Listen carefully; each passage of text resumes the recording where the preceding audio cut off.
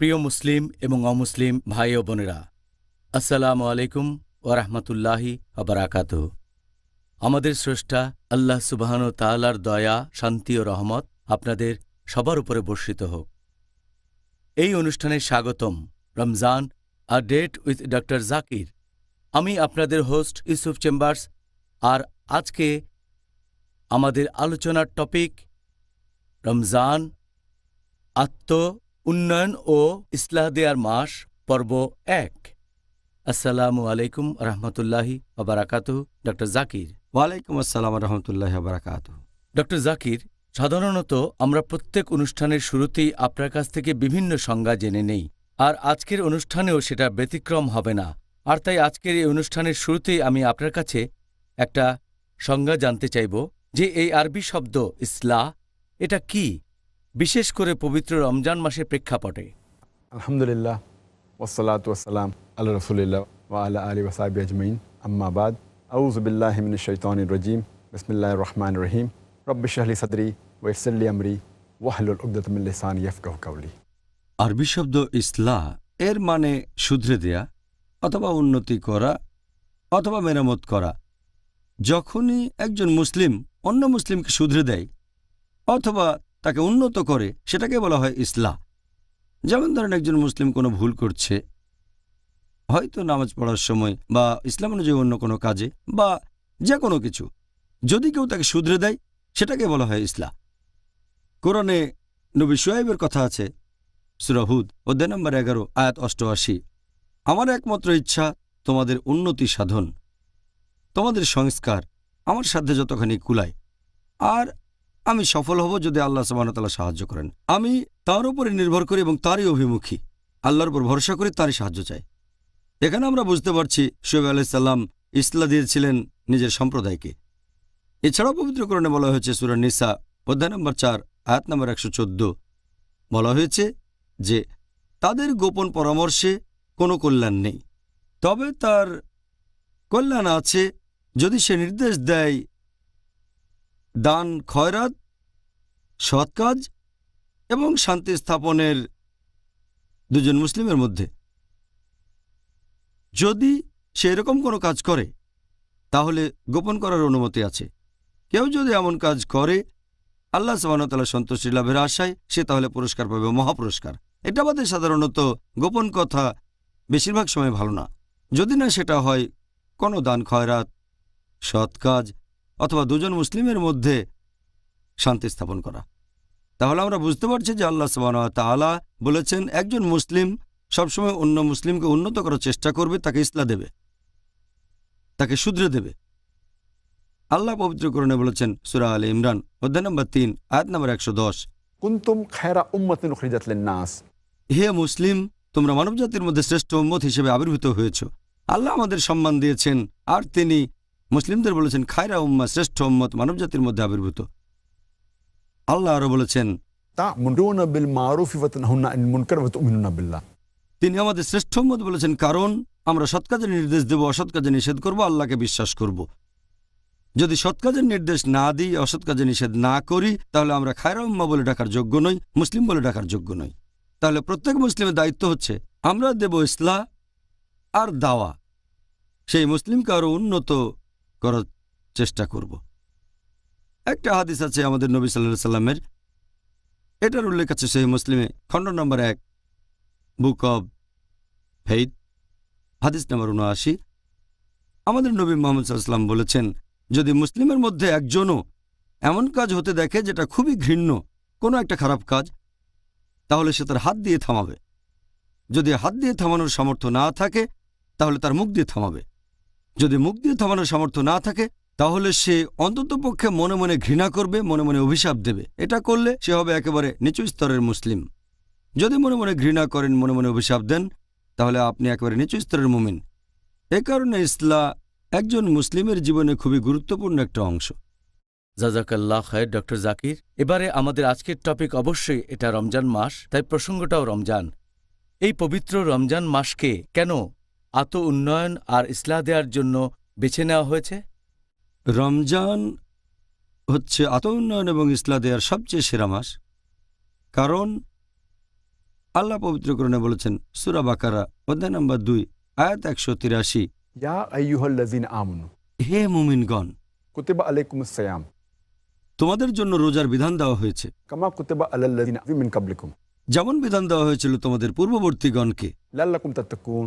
যাতে তোমরা শিখতে পারো আত্মসংযম।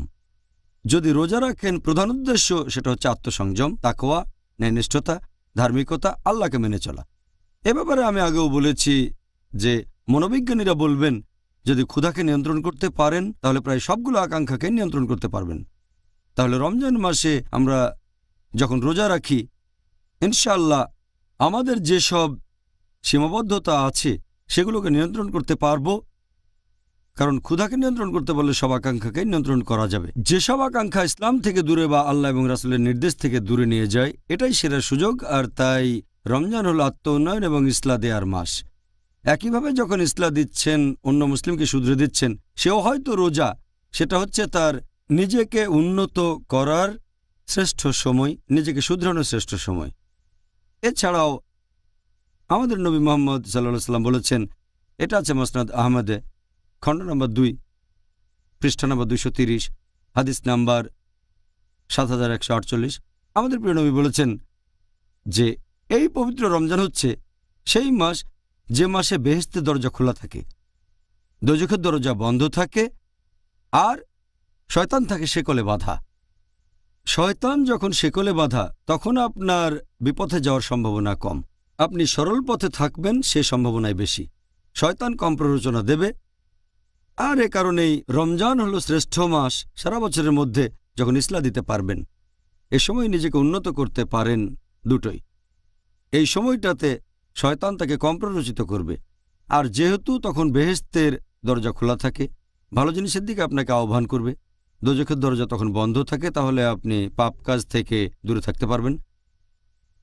এই হাদিসটাই ছাড়াও আছে সুন্নাহ আল নিসাইতে বুক অব ফাস্টিং হাদিস নাম্বার 2106, যে পবিত্র রমজান মাসে বেহেশতের দরজা খোলা থাকে, দোজখের দরজা বন্ধ থাকে, আর শয়তান থাকে শেকলে বাঁধা। এই কথাটা আবারও আছে সহিহ বুখারীতে খণ্ড নাম্বার 2 বুক অব ফাস্টিং হাদিস নাম্বার 1901। আমাদের প্রিয় নবী বলেছেন যে যদি কেউ পবিত্র রমজান মাসে রোজা রাখে ঈমানের সাথে আর আল্লাহ তাআলার সন্তুষ্টি লাভের আশায়, তার অতীতের সব গুনাহ ক্ষমা করা হবে। তাহলে চিন্তা করেন, এটাই আমাদের সেরা সুযোগ। হয়তো একজন পাপী মানুষ হয়তো অনেক ভুল করেছে, আর সে যদি পুরো রমজান মাস রোজা থাকে তার অতীতের সব গুনাহ ক্ষমা করা হবে। সে অন্তত সরল পথে আসার চিন্তা করুক। তা না হলে যে অনেক পাপ করেছে সে হয়তো বলবে, ও আমি তো অনেক পাপ করেছি, আমার বেহেশতে যাওয়ার কোনো সম্ভাবনাই নেই, কিভাবে যাব, কিভাবে সরল পথে আসব। এই রমজান মাসে তার অতীতের সব গুনাহ ক্ষমা করা হতে পারে, সে নতুন করে জীবন শুরু করতে পারে। তাই আত্ম উন্নয়ন ও ইসলাহ দেওয়ার জন্য এটাই সবচেয়ে সেরা সময়, সব মুসলিমের জন্যই সেরা সময়। তাহলে ডক্টর জাকির, আপনি সুন্দরভাবে ব্যাখ্যা দিলেন যে রমজান মাস আসলে 30 দিনের একটা ট্রেনিং, আর এই সময়টাতে আমরা ভালো কিছু অভ্যাস আয়ত্ত করতে পারি, বদভ্যাস থাকলে সেগুলো বাদ দিতে পারি। আমি আল্লাহ তাআলার কাছে দোয়া করছি আমরা যেন এই সুযোগটা কাজে লাগাতে পারি, আর আমরা যেন ভালো কাজ করে যেতে পারি আল্লাহ সুবহানাহু ওয়া তাআলার খাতিরে, ইনশাআল্লাহ, আমিন। এখন আপনি কি আমাদের এটা ব্যাখ্যা করে বলবেন যে বড় গুনাহ বা গুরুতর পাপ জিনিসটা আসলে কি? হচ্ছে সেই কাজ যেগুলো করতে আমাদের আল্লাহ সুবহানাহু ওয়া তাআলা নিষেধ করেছেন পবিত্র কোরআনে, আর যেগুলোকে নিষেধ করেছেন নবী মুহাম্মদ সাল্লাল্লাহু আলাইহি সাল্লাম তাঁর সুন্নাহ অর্থাৎ সহিহ হাদিসে। এছাড়াও ব্যাপারগুলো ব্যাখ্যা করে বলেছেন নবীর সময়ের প্রথম প্রজন্ম, তার মানে সাহাবীগণ। তাহলে যেসব কাজ করতে নিষেধ করেছেন আল্লাহ এবং তাঁর রাসূল মুহাম্মদ সাল্লাল্লাহু আলাইহি সাল্লাম, সেই কাজগুলোই বড় গুনাহ। আর এই সহিহ হাদিসটা উল্লেখ করা হয়েছে মুস্তাদরাক আল হাকিমে খণ্ড নম্বর 2 বুক অব তাফসির হাদিস নাম্বার 3419। আমাদের নবী মুহাম্মদ সাল্লাল্লাহু আলাইহি ওয়াসাল্লাম বলেছেন যে আল্লাহ সুবহানাহু ওয়া তাআলা যে কাজ করতে নিষেধ করেছেন সেগুলো থেকে বিরত থাকবে, আর তিনি যেগুলো অনুমতি দিয়েছেন সেগুলো তোমরা করতে পারো।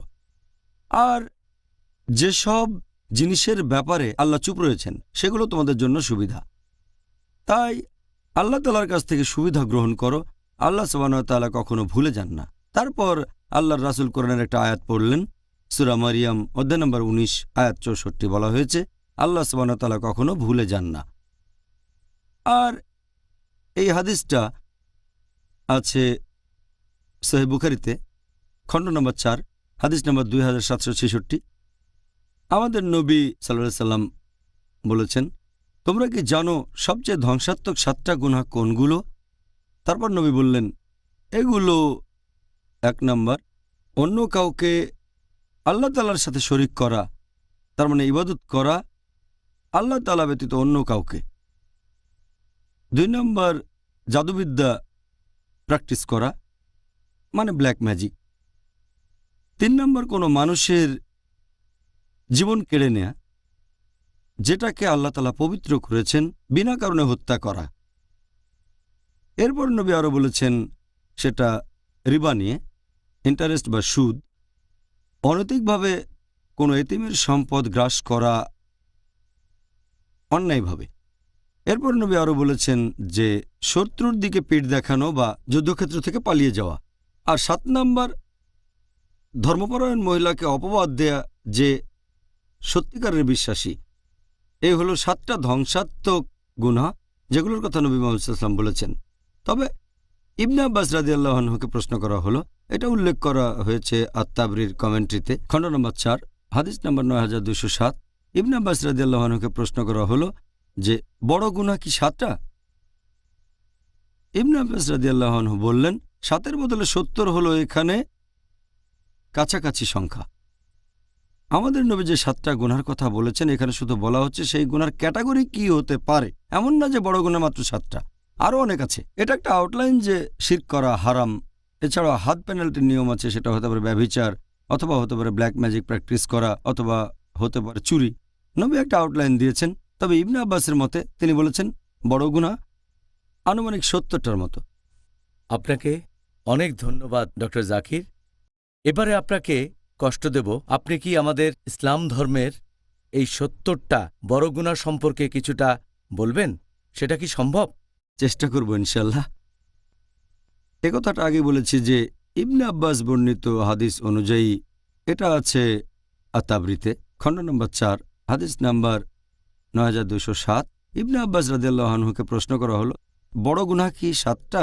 তিনি বললেন যে 7-এর বদলে 70 এখানে কাছাকাছি সংখ্যা। ইমাম আয-যাহাবী রাদিয়াল্লাহু আনহু একটা বই লিখেছেন আল কাবাইর, বড় গুনাহ, আর এখানে 70টা বড় গুনার লিস্ট করেছেন কোরআন হাদিসের ভিত্তিতে যতটুকু তিনি বুঝেছেন। পবিত্র কোরআনের কোনো আয়াত বলছে না যে এই 70টা বড় গুনাহ। এমন কোনো সহিহ হাদিসও নেই যেখানে 70টা বড় গুনার কথা বলা হয়েছে। তবে ইমাম আয-যাহাবী রাদিয়াল্লাহু আনহু যতখানি বুঝেছেন সেভাবে তালিকাটা তৈরি করেছেন কোরআন হাদিসের ভিত্তিতে। 70টা বড় গুনাহ তিনি এটা যেভাবে বুঝেছেন। কিছু মানুষ এটা মানে, আবার কেউ মানে না, সেটা আলাদা ব্যাপার। তবে যেহেতু ইবনে আব্বাস রাদিয়াল্লাহু আনহু বলেছেন বড় গুনাহ 70টা, ইমাম আয-যাহাবী আল্লাহ তাকে দয়া করুন, তিনি তার মত অনুযায়ী 70টা বড় গুনাহর তালিকা তৈরি করেছেন। সেগুলো হচ্ছে, ওনার মতে 1 নাম্বার হচ্ছে আল্লাহর সাথে অন্য কাউকে শরীক করা, আল্লাহ সুবহানাহু ওয়া তাআলা ব্যতীত অন্য কারো ইবাদত করা, মানে উপাসনা করা। 2 নাম্বার নরহত্যা। 3 নাম্বার হচ্ছে জাদুবিদ্যা প্র্যাকটিস করা, মানে ব্ল্যাক ম্যাজিক। 4 নাম্বার নামাজ না পড়া। 5 নাম্বার যে লোকের সম্পদ নিসাব লেভেলের উপর, সে যদি জাকাত না দিয়ে থাকে অথবা সম্পদ নিসাব লেভেলে। 6 নাম্বার উপযুক্ত কারণ ছাড়া কেউ যদি রমজান মাসে রোজা না থাকে। 7 নাম্বার যদি কোনো লোক হজ পালন না করে সামর্থ্য থাকা সত্ত্বেও, যদি আর্থিক সামর্থ্য থাকে, শারীরিক সামর্থ্য থাকে, তারপরে হজ পালন না করে থাকে, সেটা 7 নম্বর গুনাহ। 8 নম্বর বড় গুনাহ হলো বাবা মাকে অমান্য করা। 9 নম্বর আত্মীয় স্বজনকে ত্যাগ করা। 10 নম্বর বড় গুনাহ হচ্ছে ব্যভিচার ও অবাধ্য নাচার। 11 নম্বর হচ্ছে হোমোসেক্স বা সমকামিতা। 12 নম্বর হচ্ছে রিবা নেয়া। রিবা নেয়া অথবা রিবা দেয়া অর্থাৎ ইন্টারেস্ট বা সুদ। যদি কেউ রিবা নেয় অথবা দেয়, এটা একটা বড় গুনাহ। 13 নম্বর অনৈতিকভাবে কোনো এতিমের সম্পদ গ্রাস করা। 14 নম্বর আল্লাহ তার রাসূলের নামে মিথ্যে কথা বলা। 15 নম্বর হচ্ছে শত্রুর দিকে পিঠ দেখানো বা যুদ্ধক্ষেত্র ছেড়ে পালিয়ে যাওয়া যদি শত্রুপক্ষ থাকে। 16 নম্বর হচ্ছে যে নেতা তার গোত্রের মানুষদের সাথে প্রতারণা বা অবিচার করে। 17 নম্বর হচ্ছে অহংকারী আর উদ্ধত হওয়া। 18 নম্বর মিথ্যে সাক্ষ্য দেয়া। 19 নম্বর হচ্ছে মাদকদ্রব্য গ্রহণ করা, যেমন ওয়াইন, অ্যালকোহল, মাদকদ্রব্য ইত্যাদি যে কোনো খামার অর্থাৎ মাদকদ্রব্য। 20 নম্বর জুয়া খেলা। নাম্বার 21 হচ্ছে ধর্মপরায়ণ মহিলাকে অপবাদ দেয়া। 22 নম্বর হচ্ছে গনিমতের মাল থেকে কিছু চুরি করা। 23 নম্বর হলো চুরি করা। 24 নম্বর হচ্ছে রাস্তায় ডাকাতি। 25 নম্বর কোনো মিথ্যে শপথ নেয়া। 26 নম্বর হলো অত্যাচার করা। 27 নম্বর হচ্ছে অনৈতিক আয়। 28 নম্বর হচ্ছে অন্যায়ভাবে গ্রাস করা কোনো সম্পদ উপভোগ করা। 29 নম্বর হচ্ছে আত্মহত্যা। 30 নম্বর হচ্ছে বারবার মিথ্যে বলা। 31 নম্বর হচ্ছে ভুল বিচার করা। 32 নম্বর হচ্ছে ঘুষ দেয়া অথবা ঘুষ নেয়া। 33 নম্বর হচ্ছে কোনো মহিলা পুরুষকে নকল করছে বা কোনো পুরুষ মহিলাকে নকল করছে। 34 নম্বর হচ্ছে যদি একজন পুরুষ কোনো ব্যভিচারী স্ত্রীর স্বামী হয়ে থাকে। 35 নম্বর হচ্ছে তালাকপ্রাপ্তা কোনো মহিলাকে বিয়ে করা যাতে ওই মহিলার আগের স্বামী তাকে বিয়ে করতে পারে। 36 নম্বর হচ্ছে নিজের প্রস্রাবের ব্যাপারে সাবধান না থাকা, খেয়াল রাখবেন এটা যেন শরীরে কোথাও না পড়ে ইত্যাদি, নিজের প্রস্রাব সম্পর্কে সচেতন না থাকা। 37 নম্বর হচ্ছে জাহির করা। 38 নম্বর হচ্ছে ধর্মের ব্যাপারে জ্ঞান আহরণ করা ইহকালের কোনো উদ্দেশ্যে আর সেই জ্ঞান লুকিয়ে রাখা। 39 নম্বর হচ্ছে বিশ্বাসঘাতকতা। 40 নম্বর হচ্ছে সাহায্যের প্রতিদান না দেয়া। 41 নম্বর হচ্ছে আল্লাহর বিধান অস্বীকার করা।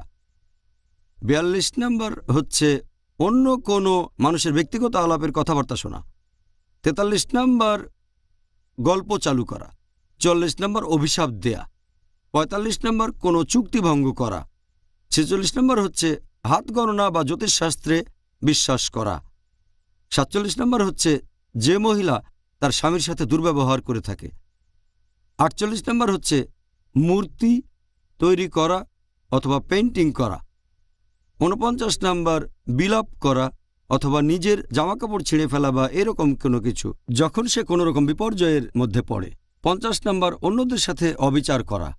51 নম্বর বল প্রয়োগ করা নিজের স্ত্রী অথবা কোনো দাস অথবা কোনো গরিব লোক বা পশু পাখির উপরে। 52 নম্বর প্রতিবেশীর মনে কষ্ট দেয়া। 53 নম্বর মুসলিমদের নামে কুৎসা অপবাদ রটানো। 54 নম্বর মানুষকে অপমান করা আর তাদের সাথে উদ্ধত ব্যবহার করা। 55 নম্বর বড় গুনাহ ইমাম আজ-যাহাবির মতামত অনুযায়ী হচ্ছে পায়ের গোড়ালির নিচে পোশাক পরা গর্বের সাথে। 56 নম্বর পুরুষদের জন্য স্বর্ণ অথবা রৌপ্যের কোনো জিনিস। 57 নম্বর হচ্ছে যে দাস মালিকের কাছ থেকে পালাচ্ছে। 58 নম্বর এমন কোনো পশু জবাই করা যেটা আল্লাহ ব্যতীত অন্য কারো নামে উৎসর্গ হচ্ছে। 59 নম্বর হচ্ছে কোনো লোককে কারো বাবা বলা যাদের মধ্যে আসলে কোনো সম্পর্কই নেই, সম্পর্ক না থাকলে। 60 নম্বর হচ্ছে উত্তেজিত হয়ে তর্ক আর যুক্তি দেখানো। 61 নম্বর হচ্ছে অতিরিক্ত পানি দখল করে রাখা। 62 নম্বর হচ্ছে ওজন আর আকারে একটু ছোট করা। 63 নম্বর হলো আল্লাহর প্ল্যানের বাইরে নিজেকে নিরাপদ ভাবা। 64 নম্বর আল্লাহর ন্যায়নিষ্ঠ বন্ধুগণের নামে অপবাদ দেয়া। 65 নম্বর হচ্ছে জামাতে নামাজ না পড়া, যুক্তিসঙ্গত কারণ ছাড়া একা একা নামাজ পড়া। 66 নম্বর হচ্ছে নিয়মিতভাবে জুমার নামাজ মিস করা কোনো রকম যুক্তি ছাড়াই। 67 নম্বর উইলের মাধ্যমে ওয়ারিসের পাওয়া সম্পত্তি জবরদখল করা। 68 প্রতারণা আর ফন্দি করা। 69 মুসলিমদের বিরুদ্ধে শত্রুর হয়ে গুপ্তচরের কাজ করা। আর 70 নম্বর বড় গুনাহ সেটা হচ্ছে যে নবীর সাহাবীগণের নামে অপবাদ আর কুৎসা রটানো। তাহলে এই হচ্ছে 70টা বড় গুনাহ যেগুলো তালিকা করেছেন ইমাম আজ-জাহাবি তার লেখা বই আল কাবাইর, তার মানে বড় গুনাহ, এটার ভিত্তিতে যে হাদিস সেটার বর্ণনা দিয়েছেন ইবনে আব্বাস রাদিয়াল্লাহু আনহু যে বড় গুনাহ ৭০টা। এই তালিকাটা উনি বলেছেন, যেখানে কোরআন এবং হাদিসের ব্যাখ্যা করেছেন তিনি। কিছু বিশেষজ্ঞ এটার সাথে একমত যে বড় গুনাহ কি মোট ৭০টা নাকি ১৭টা নাকি ৩৫ নাকি ৭০। অনেক বিশেষজ্ঞ এটার সাথে একমত নন যে কিছু কাজ বড় গুনাহ না হওয়া উচিত, ছোট গুনাহ। অনেকে বলেন এটা হয়তো কোনো গুনাহই না, বিশেষজ্ঞগণ একমত না। তবে সামগ্রিকভাবে ইমাম আজ-জাহাবি, মাশাআল্লাহ, আল্লাহ তাকে শান্তিতে রাখুন, বিখ্যাত বিশেষজ্ঞ, তিনি বড় গুনাহর এই তালিকাটা তৈরি করেছেন। তবে এটা নিয়ে মতভেদ আছে। ও জাযাকাল্লাহ খায়ের ডক্টর জাকির, আপনি পরীক্ষায় ১০০-র মধ্যে ৯৫ পেয়েছেন। ডক্টর জাকির, আমাদের দর্শকরা এতক্ষণ আপনার মুখে ৭০টা বড় গুনাহের কথা শুনলেন। এখন এটা কি বলবেন যে একজন কি পুরস্কার পেতে পারে যদি এই গুরুতর পাপগুলো থেকে বিরত থাকে সারা জীবন ধরে? আল্লাহ পবিত্র কোরআনে বলেছেন, সূরা নিসা অধ্যায় নম্বর ৪ আয়াত নম্বর ৩১, যে যদি তোমাদেরকে যা নিষিদ্ধ করা হয়েছে তার মধ্যে যা গুরুতর সেগুলো থেকে বিরত থাকো, তাহলে আল্লাহ সুবহানাহু ওয়া তাআলা তোমাদের লঘুতর পাপগুলো মোচন করে দেবেন এবং সম্মানজনক স্থানে তোমাদের দাখিল করবেন। তার মানে যদি বড় গুনাহ থেকে বিরত থাকেন, আল্লাহ সুবহানাহু ওয়া তাআলা আপনার ছোট ছোট পাপগুলো সব মুছে দেবেন। তার মানে আপনাকে বেহেশতে জায়গা দেবেন। আল্লাহ এটা আবার বলেছেন সূরা শুরা অধ্যায় নম্বর ৪২ আয়াত নম্বর ৩৭। আল্লাহ বলেছেন যে যদি তোমরা বিরত থাকো গুরুতর পাপ ও অশ্লীল কাজ থেকে, এবং তারা যখন কারো উপর রেগে যায় কিন্তু তারপরও ক্ষমা করে, এখানে বলা হচ্ছে তাদের কথা যারা বেহেশতে যাবেন। এরপর পবিত্র কোরআনে আছে সূরা নাজম অধ্যায় নম্বর ৫৩ আয়াত নম্বর ৩২, যদি তুমি বিরত থাকো গুরুতর পাপ থেকে, বড় গুনাহ থেকে ও অশ্লীল কার্যকলাপ থেকে, আর যদি তখন ছোটখাটো অপরাধ করো, ছোট গুনাহ, নিশ্চয়ই আল্লাহ সুবহানাহু ওয়া তাআলা পরম দয়ালু ও ক্ষমাশীল। তার মানে যদি আপনি বড় গুনাহ থেকে বিরত থাকেন আর তারপরও যদি ছোটখাটো অপরাধ করে ফেলেন, ইনশাআল্লাহ আল্লাহ আপনাকে ক্ষমা করবেন, আপনি বেহেশতে যেতে পারবেন। একটা হাদিস মুহাম্মদ সাল্লাল্লাহু আলাইহি ওয়াসাল্লামের, এটা আছে সহিহ মুসলিমে খণ্ড নম্বর ১ হাদিস নম্বর ৪৫০, বলা হয়েছে যে দিনের ৫ ওয়াক্ত নামাজ আর এক শুক্রবারের নামাজ থেকে পরের শুক্রবারের নামাজ আর এক রমজান থেকে পরের রমজান, এ সময় আপনি পাপ থেকে মুক্ত হতে পারেন যদি এই সময় কোনো গুরুতর পাপ না করেন। তার মানে যদি বড় গুনাহ থেকে বিরত থাকেন আর দিনে ৫ ওয়াক্ত নামাজ পড়লেন, এক শুক্রবার থেকে পরের শুক্রবারের নামাজ, এক রমজান থেকে পরের রমজান, আপনার সব গুনাহ ক্ষমা করা হবে যদি আপনি বড় গুনাহ থেকে বিরত থাকেন। যদি বড় গুনাহ থেকে বিরত থাকেন, ইনশাআল্লাহ আপনি বেহেশতে যেতে পারবেন। মাশাআল্লাহ, তাহলে তো বিরত থাকার ভালো কারণ পাওয়া গেল। এখন আমাদের অনুষ্ঠানের বাকি সময়টাতে আর পরের পর্বগুলোতেও ইনশাআল্লাহ আমরা চেষ্টা করব কিছু গুরুতর পাপ নিয়ে আলোচনা করতে। যদিও ৭০টার সবগুলো আলোচনা করার সময় আমরা এখানে পাব না, আরও চেষ্টা করব এই পাপগুলো থেকে বিরত থাকার কিছু পথ বাতলে দিতে। এখন আপনি কি বলবেন যে এই গুরুতর পাপগুলোর মধ্যে সবচাইতে মারাত্মক গুনাহ কোনটা? ১ নম্বর বড় গুনাহ, সবচেয়ে মারাত্মক সব গুনার মধ্যে, সেটা হচ্ছে আল্লাহ তাআলার সাথে অন্য কাউকে শরীক করা, মানে শিরক। আল্লাহ পবিত্র কোরআনে বলেছেন সূরা নিসা অধ্যায় নম্বর ৪ আয়াত নম্বর ৪৮, আল্লাহ সুবহানাহু ওয়া তাআলা তার সাথে অন্য কাউকে শরীক করা কখনোই ক্ষমা করবেন না। এটা ব্যতীত তিনি চাইলে যাকে ইচ্ছা ক্ষমা করতে পারেন। আল্লাহ কথাটা আবারও বলেছেন সূরা নিসা অধ্যায় নম্বর ৪ আয়াত নম্বর ১১৬, আল্লাহ সুবহানাহু ওয়া তাআলা নিশ্চয়ই তার সাথে অন্য কাউকে শরীক করা কখনোই ক্ষমা করবেন না। এটা ব্যতীত অন্য যে কোনো কিছু চাইলে ক্ষমা করতে পারেন। কেউ যদি আল্লাহ তাআলার পাশাপাশি অন্য কারো ইবাদত করে, সে ভীষণভাবে পথভ্রষ্ট হয়। আর অনেক সহিহ হাদিসে এই কথা বলা হয়েছে যে সবচেয়ে গুরুতর যে পাপ সেটা হচ্ছে শিরক। একটা হাদিস সহিহ বুখারীতে খণ্ড নম্বর ৯ হাদিস নাম্বার ৬৮৭১, প্রিয় নবী মুহাম্মদ সাল্লাল্লাহু আলাইহি ওয়াসাল্লাম বলেছেন, গুরুতর পাপগুলোর মধ্যে সবচেয়ে বড় হচ্ছে আল্লাহ তাআলার সাথে কাউকে শরীক করা। এ কথাটা আরও অনেক সহিহ হাদিসে উল্লেখ করা হয়েছে, যেমন সহিহ বুখারী খণ্ড নম্বর ৩ হাদিস নাম্বার ২৬৫৪। আমাদের নবী সাহাবীগণকে বললেন, তোমরা কি জানো গুরুতর পাপগুলোর মধ্যে সবচেয়ে বড় গুনাহ কোনটা? সাহাবীগণ উত্তরে বললেন যে আল্লাহ রাসূলই সবচেয়ে ভালো জানেন। আল্লাহ রাসূল বললেন যে আল্লাহর সাথে কাউকে শরীক করা সবচেয়ে বড় গুনাহ, আল্লাহ সুবহানাহু ওয়া তাআলা ব্যতীত অন্য কারো উপাসনা করা। পবিত্র কোরআনেও বেশ কিছু আয়াত আছে যেগুলো এই ধরনের কথা বলছে যে শিরক হচ্ছে খুবই মারাত্মক গুনাহ, এটা সবচেয়ে বড় গুনাহের একটা। আল্লাহ বলেছেন সূরা মাইদা অধ্যায় নম্বর 5 আয়াত নম্বর 72, ইন্না মান ইউশরিক বিল্লাহ কেউ আল্লাহর সাথে অন্য কাউকে শরীক করলে ফাকাদ হারামা আল্লাহু আলাইহিল জান্নাহ আল্লাহ তার জন্য বেহেশত নিষিদ্ধ করবেন, জান্নাত তার জন্য নিষিদ্ধ, ওয়া মাওয়াহুন নার ওয়া মা লিযালিমিন আনসার। এবং তার বাসস্থান হবে দোজখ, আর পরকালে তার জন্য কোনো সাহায্যকারী থাকবে না। আল্লাহ বলেছেন সূরা লুকমান অধ্যায় নম্বর 31 আয়াত নম্বর 13, আল্লাহ সুবহানাহু ওয়া তাআলার সাথে অন্য কাউকে শরীক করো না, আল্লাহর সাথে অন্য কাউকে শরীক করো না আল্লাহ ব্যতীত। যদি কেউ নকল ঈশ্বরের উপাসনা করে, এটা হচ্ছে গুরুতর পাপগুলোর মধ্যে সবচেয়ে বড়। তার মানে সবচেয়ে বড় পাপ ইসলাম ধর্মে সেটা শিরক, আল্লাহ সুবহানাহু ওয়া তাআলার সাথে অন্য কাউকে শরীক করা। আল্লাহ রাসূল আরও বলেছেন সহিহ মুসলিম খণ্ড নম্বর 4 হাদিস নম্বর 7114, নবী মুহাম্মদ সাল্লাল্লাহু আলাইহি ওয়াসাল্লাম বলেছেন যে আল্লাহ সুবহানাহু ওয়া তাআলা বলেছেন, আমি একাই হলাম স্বয়ং সম্পূর্ণ, আমার কোনো সাহায্যকারীর প্রয়োজন নেই।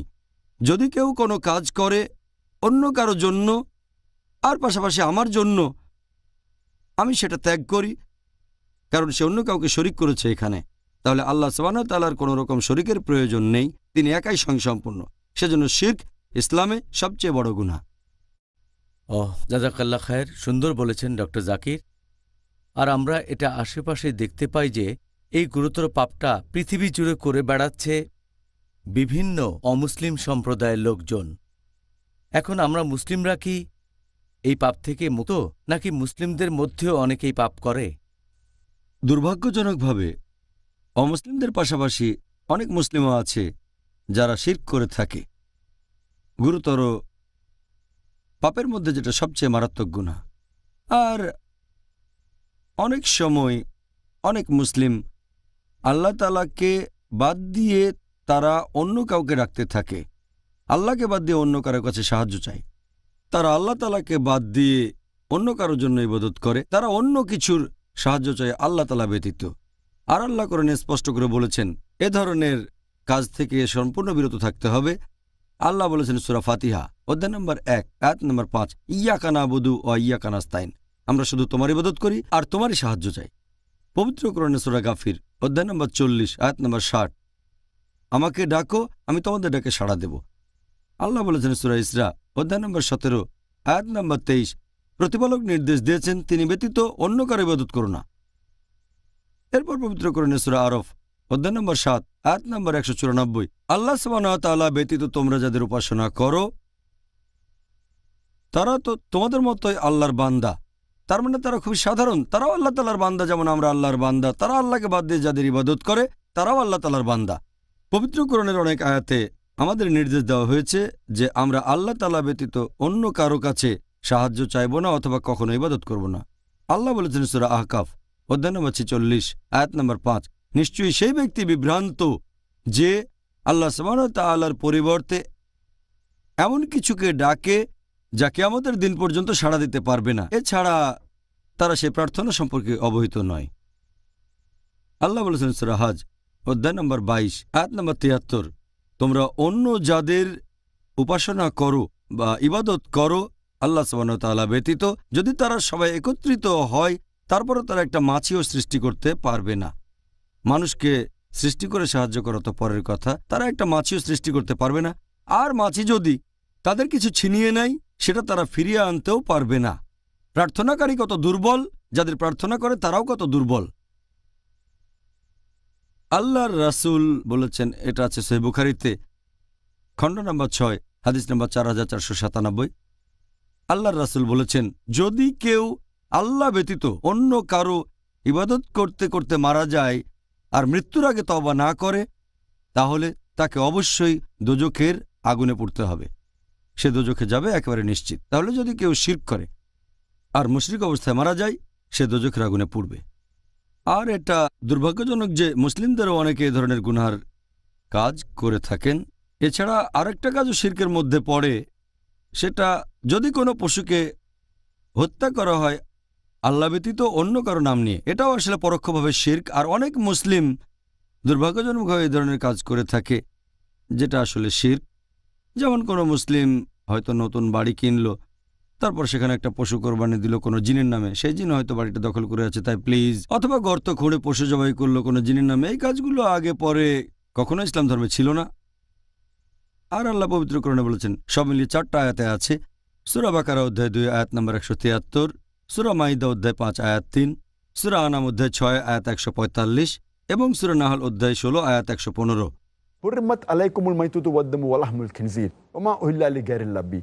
তোমাদের জন্য হারাম খাদ্য, মৃত বস্তু, রক্ত, তারপর শূকর মাংস এবং যে পশু জবাই করার সময় আল্লাহ ব্যতীত অন্য কারো নাম নেওয়া হয়েছে। যদি এমন কিছু খান যেটা জবাই করার সময় আল্লাহ ব্যতীত অন্য কারো নাম নেওয়া হয়েছে, যেটা শিরকের সমান, সেটা হারাম। যদি কোনো পশু জবাই করতে গিয়ে আল্লাহ ব্যতীত অন্য কারো নাম নিয়ে থাকেন, সেটা হবে শিরক। এটা ইসলাম ধর্মে নিষিদ্ধ। আল্লাহ বলেছেন সূরা আলে ইমরান অধ্যায় নম্বর 3 আয়াত নম্বর 160, আল্লাহ সাহায্য করলে কে তোমাদের পরাজিত করবে, আর আল্লাহ সাহায্য না করলে এমন কে আছে যে তোমাদের সাহায্য করবে। তাই মুমিনগণ আল্লাহ সুবহানাহু ওয়া তাআলার উপরে নির্ভর করুক। আমরা সম্পূর্ণভাবে ভরসা করব শুধুমাত্র আল্লাহ তাআলার উপর, শুধু তার কাছে, অন্য কারো কাছে না। আর আল্লাহ বলেছেন সূরা কাউসার অধ্যায় নম্বর 108 আয়াত নম্বর 2, ফাসাল্লি লিরাব্বিকা ওয়ানহার, তোমার প্রতিপালকের উদ্দেশ্যে নামাজ পড়ো ও কোরবানি করো। কোরবানি দেবেন শুধুমাত্র আল্লাহ তাআলার জন্য, নামাজ পড়বেন শুধুমাত্র আল্লাহ সুবহানাহু ওয়া তাআলার জন্য। আমাদের প্রিয় নবী মুহাম্মদ সাল্লাল্লাহু আলাইহি ওয়াসাল্লাম বলেছেন, এটা আছে সহিহ মুসলিমে খণ্ড নম্বর 3 হাদিস নম্বর 4878। আমাদের প্রিয় নবী বলেছেন যে আল্লাহ তাকে অভিশাপ দেন যে আল্লাহ ব্যতীত অন্য কারো নামে পশু কোরবানি দিয়ে থাকে। দুর্ভাগ্যজনকভাবে কিছু মুসলিম পরোক্ষভাবে এই গুরুতর পাপের সাথে জড়িত আছে, যেটা ইসলামের সবচেয়ে বড় গুনাহ। এটা হচ্ছে শিরক। আল্লাহ সুবহানাহু ওয়া তাআলা আমাদের সামর্থ্য দিন, আমরা যেন এই মাসে নিজেদেরকে শুধরাতে পারি। আর এটাই শ্রেষ্ঠ সময়। আমরা যদি কোনো পাপের সাথে জড়িত থাকি, হোক বড় গুনাহ বা ছোট গুনাহ, আমরা সেটা শুধরাতে পারি। আর যদি কোনো মুসলিম ভাই এমন ভুল করে থাকে, তাকে ইসলাহ দিতে পারি, কারণ শয়তানের সময় সে কোলে বাঁধা থাকে। এটাই সেরা সময় সত্যকে গ্রহণ করার জন্য। সত্য থেকে বিচ্যুত হওয়ার সম্ভাবনা কম, আর খুতুয়াত শয়তানও এ সময় কম। আর রোজা থাকার কারণে আমাদের তাকওয়া অনেক উঁচুতে থাকবে। আল্লাহ সবাইকে সঠিক পথে রাখুন। আমিন আমিন। বিশেষ করে এই মাসে অবশ্যই। ডক্টর জাকির, গুরুতর পাপগুলোর তালিকা আপনি বলেছিলেন যে অন্যায়ভাবে নিরীহ মানুষ হত্যা করা হচ্ছে অন্যতম একটা গুরুতর পাপ, কিন্তু দুর্ভাগ্যজনকভাবে মিডিয়া প্রচার করছে যে মুসলিমরা নিরীহ মানুষ হত্যা করাকে সমর্থন করে আর নিজেরাও তাই করে। আপনি কি এই ব্যাপারটা সম্পর্কে ইসলামিক দৃষ্টিভঙ্গিটা একটু ব্যাখ্যা করবেন? নিরীহ মানুষ হত্যার ব্যাপারে ইসলাম ধর্ম কি বলে? আল্লাহ সুবহানাহু ওয়া তাআলা স্পষ্ট করে বলেছেন সূরা মাইদা অধ্যায় নম্বর 5 আয়াত নম্বর 32 যে কেউ যদি অন্য কোনো মানুষকে হত্যা করে, সেটা যদি হত্যার অপরাধ বা বিশৃঙ্খলা সৃষ্টির অপরাধে না হয়, তাহলে সে যেন পুরো মানবজাতিকে হত্যা করল। কোরআন একেবারে স্পষ্ট বলছে, যদি কোনো মানুষ, হোক মুসলিম বা অমুসলিম, অন্য কোনো মানুষকে হত্যা করে, হোক মুসলিম বা অমুসলিম, সেটা যদি হত্যার অপরাধ বা বিশৃঙ্খলা সৃষ্টির অপরাধে না হয়, তাহলে সে যেন পুরো মানবজাতিকেই হত্যা করল। তাহলে কোনো নিরীহ মানুষকে হত্যা করা, এটা ইসলাম ধর্মে নিষিদ্ধ। আর মিডিয়া প্রচার করে যে ইসলাম নিরীহ মানুষকে হত্যা করতে বলে, তারপর সন্ত্রাস ইত্যাদি, এই পুরোটাই হচ্ছে ভুল ধারণা। আর বেশিরভাগ ধর্মই একথা বলে যে নিরীহ মানুষকে হত্যা করা ঠিক না। তবে ইসলাম ধর্ম আরও এক ধাপ এগিয়ে। এই আয়াতে আরও বলা হয়েছে সূরা মাইদা অধ্যায় নম্বর 5 আয়াত নম্বর 32, এখানে বলা হয়েছে যদি কেউ কোনো মানুষের জীবন বাঁচায়, তাহলে সে যেন বাঁচালো পুরো মানব জাতিকে। তার মানে যদি একজনের জীবন বাঁচান, হোক মুসলিম বা অমুসলিম, তাহলে যেন পুরো মানব জাতিকেই বাঁচালেন। তাহলে ইসলাম শুধুমাত্র নিরীহ মানুষ হত্যা করাকে নিন্দা করে না, অন্য মানুষের জীবন বাঁচাতে উৎসাহিত করে। আল্লাহ আরও বলেছেন সূরা আনাম অধ্যায় নম্বর 6 আয়াত নম্বর 151, কারো জীবন কেড়ে নিও না যেটাকে আল্লাহ তাআলা করেছেন পবিত্র, যদি না সেটা সঠিক আর আইনসম্মত হয়। তার মানে আপনি যদি কাউকে হত্যা করেন, নিরীহ মানুষকে, নিরীহ মানুষদের মারতে পারবেন না। তারপরও কেউ যদি মানুষ খুন করে থাকে, তখন ব্যাপারটা নিশ্চয়ই এরকম না যে লোকজন তার উপর প্রতিশোধ নেবে। এমন না যে লোকটাকে ধরে তারা মেরে ফেলবে, আমরা দেব তাকে আইনের কাছে। দেশটা ইসলামিক হলে বিচার হবে ইসলামিক আদালতে, বিচার করবেন কাজী, এবং এই কাজী সেখানে রায় দেবেন। মৃত্যুদণ্ড পাওনা হলে তাকে তাই দেওয়া হবে। এমন না যে মুসলিমরা তাদের নিজের হাতে আইন তুলে নেবে। তারা যাবে ইসলামিক আদালতে, দেশটা যদি ইসলামিক হয়, অথবা সে দেশের আদালতে। আর সাধারণভাবে এটা আগেও বলেছি যে নিরীহ কোনো মানুষকে হত্যা করা ইসলাম ধর্মে নিষিদ্ধ। আর এই একই কথা বলেছেন আমাদের নবী মোহাম্মদ সাল্লাল্লাহু সাল্লাম। এটা আছে সহিহ বুখারীতে, খণ্ড নম্বর 9, হাদিস নম্বর 6871। নবী বলেছেন, গুরুতর পাপের মধ্যে সবচেয়ে বড় 1 নম্বর আল্লাহ তাআলা ব্যতীত অন্য কারো ইবাদত করা, 2 নম্বর নিরীহ কোনো মানুষকে হত্যা করা, নিরীহ মানুষের জীবন কেড়ে নেওয়া। তাহলে সাধারণ অবস্থায় কোনো মানুষকে হত্যা করব না, হোক মুসলিম বা অমুসলিম। কোরআনে আরও কিছু আয়াত একেবারে নির্দিষ্ট করে বলছে যে আমরা মুসলিমদেরও হত্যা করব না। সাধারণ আইন বলছে নিরীহ মানুষকে হত্যা করা যাবে না। কিছু আয়াত বলছে যে তোমরা মুসলিমদের হত্যা করো না। আল্লাহ বলেছেন সূরা নিসা অধ্যায় নম্বর 4 আয়াত নম্বর 93, কেউ যদি ইচ্ছাকৃতভাবে কোনো মুমিনকে হত্যা করে তাহলে সে যাবে দোজখে, থাকবে চিরকাল, জাহান্নামে চিরস্থায়ী হবে। আল্লাহর অভিশাপ ও ক্রোধ তার উপরে পড়বে, তার জন্য রয়েছে ভয়ঙ্কর শাস্তি। তাহলে কোনো মুসলিমকে হত্যা করা যদি উপযুক্ত কারণ না থাকে, যেমন হত্যার অপরাধ বা বিশৃঙ্খলা না হলে হত্যা করা নিষিদ্ধ। এছাড়া একটা হাদিস আছে নবী মুহাম্মদ সাল্লাল্লাহু আলাইহি সাল্লামের, এটা আছে সহিহ বুখারীতে, খণ্ড নম্বর 1, বুক অব ফেইথ, হাদিস নম্বর 31। প্রিয় নবী মুহাম্মদ সাল্লাল্লাহু আলাইহি সাল্লাম বলেছেন, যদি দুজন বিশ্বাসী নিজেদের মধ্যে লড়াই করে হাতে তরবারি নিয়ে, আর যদি একজন আরেকজনকে হত্যা করে, দুজনেই খুনি আর খুন হওয়া ব্যক্তি দুজনেই দোজখে যাবে।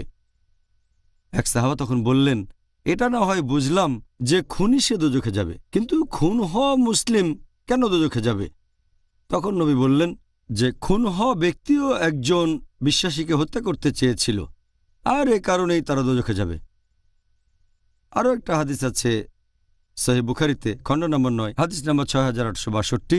আমাদের নবী বলেছেন যে একজন বিশ্বাসী সবসময় মুক্ত অবস্থায় থাকে যদি না সে অনৈতিকভাবে কোনো মানুষের জীবন কেড়ে নেয়। তার মানে অন্যায়ভাবে কোনো মানুষকে হত্যা করা, হোক মুসলিম বা অমুসলিম, এটা ইসলামে নিষিদ্ধ, একটা নিন্দনীয় কাজ। এটা খুব মারাত্মক রকমের বড় গুনাহ, 70টা বড় গুনার তালিকা এটা আছে 2 নম্বরে। আল্লাহ রক্ষা করুন আমরা যেন কখনো এই পাপটা না করি, ইনশাআল্লাহ। এবারে আপনি কি আমাদের দর্শকদের উদ্দেশ্যে এটা বলবেন যে জাদুবিদ্যা চর্চা করা, যেটাকে বলা হয় ব্ল্যাক ম্যাজিক, এটা নিষিদ্ধ কেন, আর ইসলামে এটি গুরুতর পাপ কেন? ইসলাম ধর্মে ব্ল্যাক ম্যাজিক হচ্ছে কুফরি, এটা কুফরি ইসলামে, আর এটাকে বলা হয়েছে গুরুতর পাপগুলোর মধ্যে একটা। এটা সহিহ বুখারীতে, খণ্ড নম্বর 4, হাদিস নাম্বার 2766।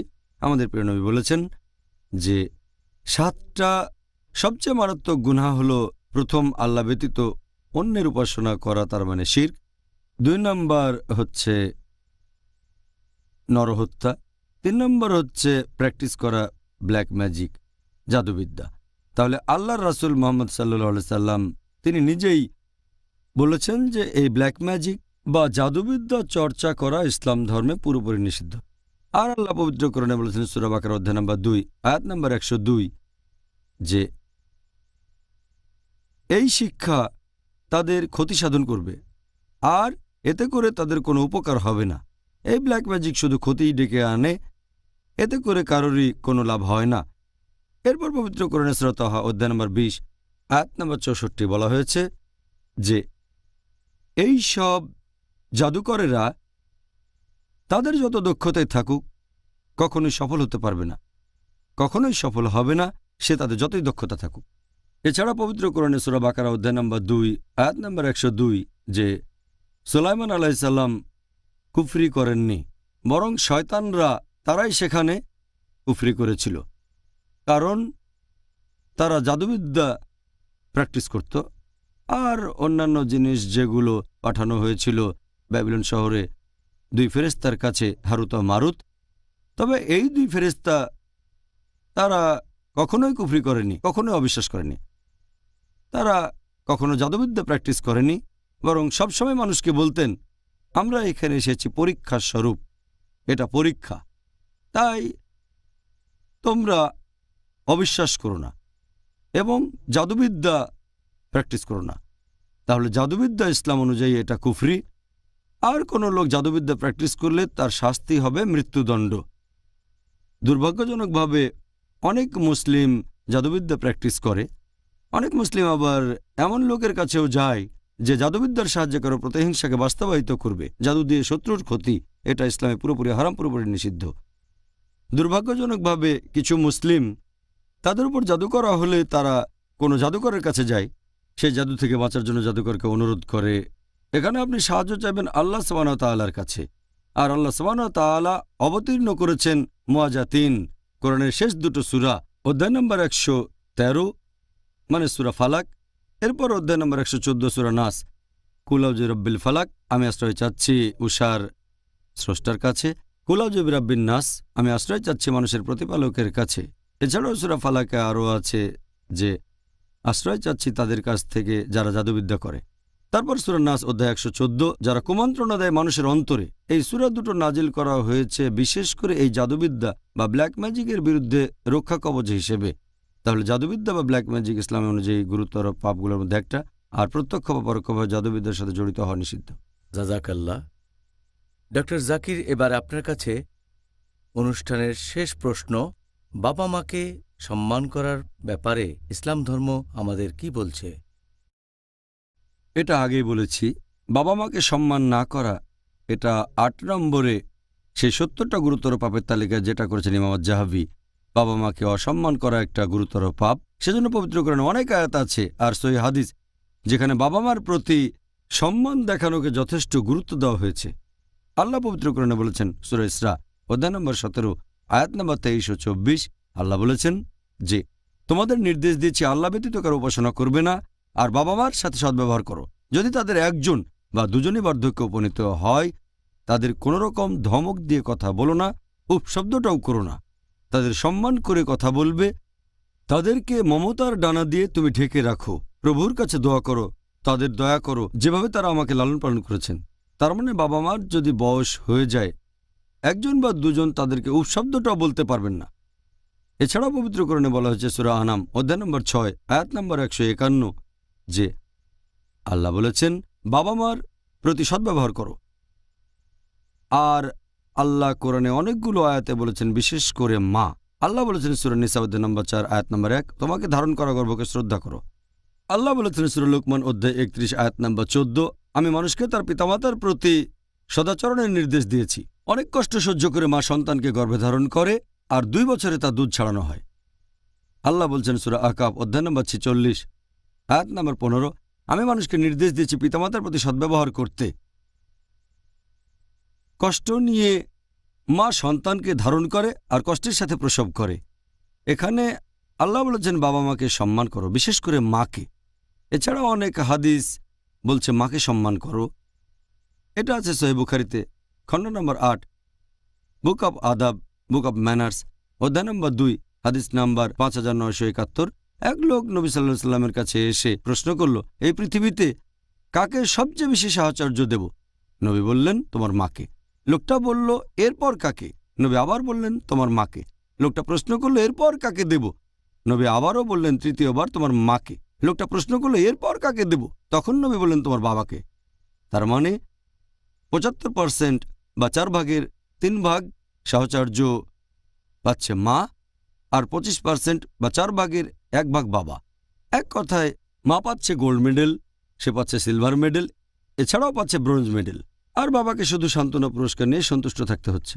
এই হলো ইসলামের শিক্ষা। বাবা মাকে সম্মান দেখানোর কথা যদি বলেন, আর মা পাচ্ছে 3 গুণ বেশি সাহচর্য, বাবার তুলনায় 3 গুণ বেশি সাহচর্য পাচ্ছে।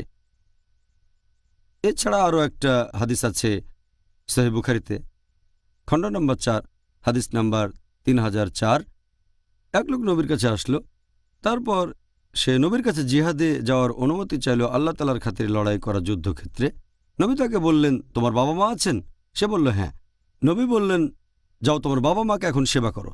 এখানে বলা হচ্ছে যে বাবা মার সেবা করা, মা বাবার প্রতি দায়িত্ব পালন করা, এটার গুরুত্ব জিহাদ করার চেয়েও বেশি, আল্লাহ তাআলার খাতিরে লড়াই করার চেয়েও বেশি। যদি বাবা মার প্রয়োজন হয় তাদের সেবা করা জিহাদ করার চেয়েও গুরুত্বপূর্ণ, অর্থাৎ আল্লাহ সুবহানাহু ওয়া তাআলার খাতিরে যুদ্ধ করা। একই কথা আছে সহিহ বুখারীতে খণ্ড নম্বর 8 বুক অব আদাব, হাদিস নাম্বার 5970। এক লোক প্রশ্ন করল যে কোন কাজটা আল্লাহ তাআলার কাছে সবচেয়ে প্রিয়। নবী তখন বললেন যে 5 ওয়াক্ত নামাজ আদায় করা যত তাড়াতাড়ি সম্ভব। লোকটা বলল, এরপর কোন কাজটা আল্লাহর কাছে সবচেয়ে প্রিয়? নবী বললেন, বাবা মার প্রতি দায়িত্বশীল হওয়া। লোকটা বলল, এরপর কোন কাজটা? নবী বললেন, আল্লাহ তাআলার পথে লড়াই করা, জিহাদ করা। তাহলে আমরা বুঝতে পারছি যে প্রতিদিন সময় মতো 5 ওয়াক্ত সালাত আদায় করা যত তাড়াতাড়ি সম্ভব। এরপরে আল্লাহ পছন্দ করেন যদি আমরা বাবা মার প্রতি দায়িত্ববান হই, বাবা মাকে সম্মান করা, তাদের কথা মেনে চলা। এরপর হচ্ছে জিহাদ, আল্লাহর খাতিরে লড়াই করা। এটা আছে মুসনাদ আহমেদে, হাদিস নাম্বার 5372। নবী বলেছেন, 3 ধরনের মানুষ কখনো বেহেশতে যেতে পারবে না। 1 নাম্বার, যারা মাদকদ্রব্য গ্রহণ করে। 2 নাম্বার, যে তার বাবা মার কথা অমান্য করে। আর 3 নাম্বার, যে তার পরিবারের পক্ষ থেকে কোনো লজ্জাকর কাজ করে থাকে। এই 3 ধরনের লোক বেহেশতে যেতে পারবে না। তাহলে বাবা মাকে অসম্মান করা, এটা হচ্ছে ইসলাম ধর্মে গুরুতর পাপগুলোর মধ্যে একটা। জাজাকাল্লাহ খায়ের। আরও একবার ডক্টর জাকির নায়েক এই সুন্দর উত্তরের জন্য আমরা অনেক কিছু জানতে পেরেছি। আমাদের ভাই ও বোনদের যারা এই অনুষ্ঠানটা দেখছেন, দর্শকরা এখন বুঝতে পারবেন যে আগামী 10 দিনে তাদের কি কি করা উচিত ইনশাআল্লাহ। তারা এই কথাগুলো সেই ভাই বোনদের মধ্যে ছড়িয়ে দেবেন যারা আজকের অনুষ্ঠানটা দেখেননি। জাজাকাল্লাহ খায়ের। ভাই ও বোনেরা, যা বলেছিলাম, অনেক কিছু জেনেছেন, অনেক উপদেশ পেয়েছেন, অনেক ভালো কিছু উপদেশ পেয়েছেন ডক্টর জাকিরের মাধ্যমে, যার টপিক ছিল আত্ম উন্নয়ন এই পবিত্র রমজান মাসে এবং ইসলাহ। আশা করব ভাই ও বোনেরা আপনারা এই উপদেশগুলো আপনাদের কাজে লাগাবেন। এবারের রমজানের 10 দিন পাবেন, তবে সারা জীবনই সময় পাবেন ইনশাআল্লাহ। আর ডক্টর জাকিরের উপদেশ অনুযায়ী ইসলাম ধর্মের মণিমুক্তা নিজের জীবনে প্রয়োগ করবেন। এই পবিত্র রমজানের বাকি 10টা দিনও আমরা আপনার সাথে থাকব ইনশাআল্লাহ। তাহলে আগামীকাল ভাই ও বোনেরা আবার দেখা হবে একই সময়ে। আর সেদিন আমাদের আলোচনার টপিক, এটা দ্বিতীয় পর্ব, রমজান, আত্ম উন্নয়ন ও ইসলাহ দেয়ার মাস। আসসালামু আলাইকুম ওয়া রাহমাতুল্লাহি ওয়া বারাকাতুহু।